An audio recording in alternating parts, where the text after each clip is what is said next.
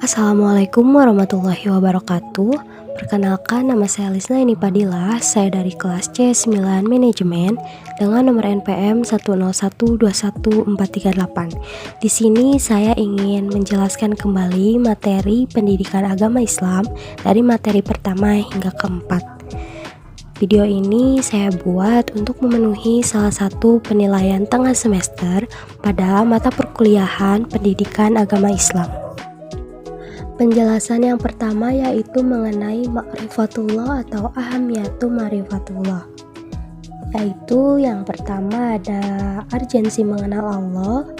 Ma'rifah berasal dari kata arafa, ya'rifu ma'rifah yang berarti adalah mengenal. Ma'rifatullah berarti usaha manusia untuk mengenal Allah baik wujud maupun sifat. Menurut Ibnu Al-Qayyim, ma'rifatullah yang dimaksud oleh ahlul ma'rifah adalah orang-orang yang mengenal Allah adalah ilmu yang membuat seseorang melakukan apa yang menjadi kewajiban bagi dirinya dan konsekuensi pengenalannya. Lalu yang kedua ada manfaat mengenal Allah.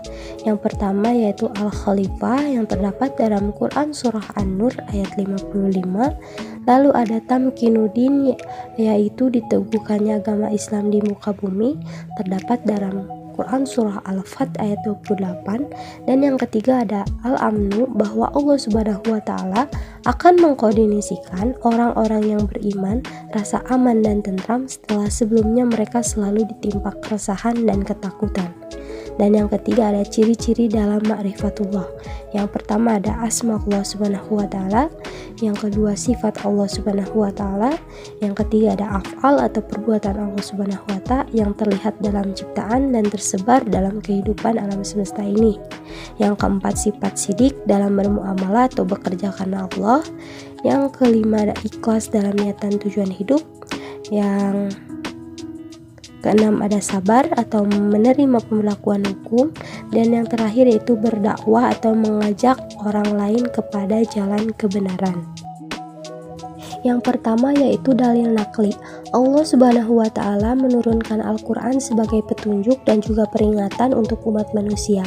Firman Allah dalam Quran Surah Al-An'am ayat 19. Lalu yang kedua ada dalil akli. Jika manusia merenungkan apa yang terjadi di alam semesta, pasti akan menyadari bahwa keharmonisan sistem alam semesta tidak terjadi secara kebetulan.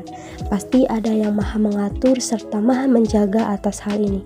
Dia Allah Subhanahu wa Ta'ala, seperti dalam Quran Surah Al-Imran ayat 190. Lalu yang ketiga ada dalil fitrah.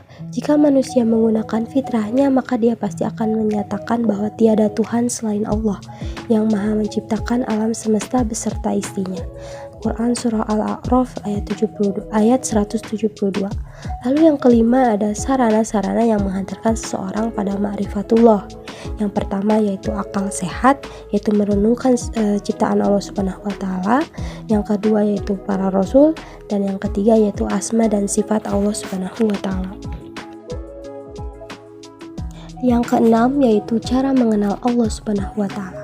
Yang pertama yaitu jalan yang dilalui bukan atas dasar petunjuk Islam. Lalu al-hawas atau panca indera, dan akli yaitu akal pemikiran.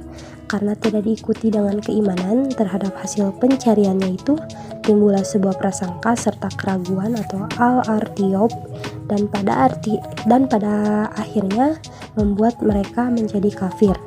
Lalu yang ketujuh, jalan yang dilalui berdasarkan petunjuk Islam dengan menggunakan prinsip keimanan dan akal pemikiran melalui tanda-tanda al-ayat, yaitu melalui Al-Quran dan hadis, ayat-ayat kauniyah, dan melalui mukjizat. Dan yang ketujuh yaitu jalan penghalang dalam ma'rifatullah.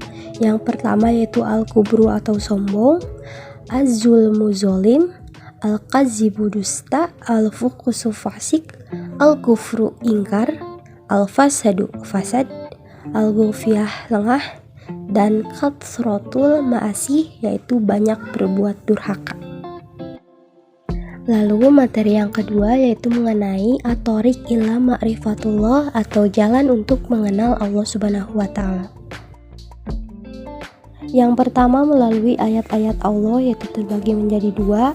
Yang pertama ada ayat qauliyah, yaitu perjalanan untuk mengenal Allah melalui ayat kauniyah, biasanya panjang, itu pun akhirnya kembali kepada ayat-ayat qauliyah atau Al-Quran, karena Al-Quran menyebutkan Allah secara jelas.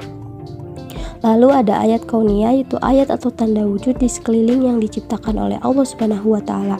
Ayat-ayat ini adalah dalam bentuk benda, kejadian, peristiwa, dan sebagainya yang ada di alam ini. Yang kedua yaitu metode Islam. Yang pertama ada akal, yaitu nakli, yaitu tasdik. Yang terakhir yaitu iman. Yang ketiga yaitu metode selain Islam. Yang pertama ada zon dan hawa nafsu, seperti dalam Quran surah Al-Baqarah ayat 65, ragu-ragu. Dan yang terakhir yaitu kufur, seperti dalam Quran surah Al-Baqarah ayat 6-7. Untuk materi yang ketiga yaitu tauhidullah atau menghayati kehadiran Allah Subhanahu wa Ta'ala. Yang pertama yaitu mengenai pengertian tauhid. Tauhid berasal dari kata wahada yuwahidu tauhidan, yang artinya adalah menyatukan, mengesahkan, serta mengakui bahwa sesuatu itu satu.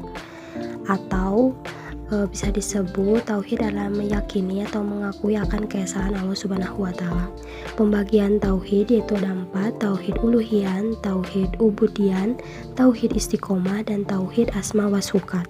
Dan tauhid di dalam kehidupan itu terdapat pada bidang pendidikan, iptek, sosial, budaya, ekonomi, dan juga politik. Dan hakikat dan inti tauhid yaitu agar manusia memandang bahwa semua perkara yang berasal dari Allah Subhanahu wa Ta'ala itu membuatnya tidak menoleh kepada selamanya tanpa sebab atau peraturan.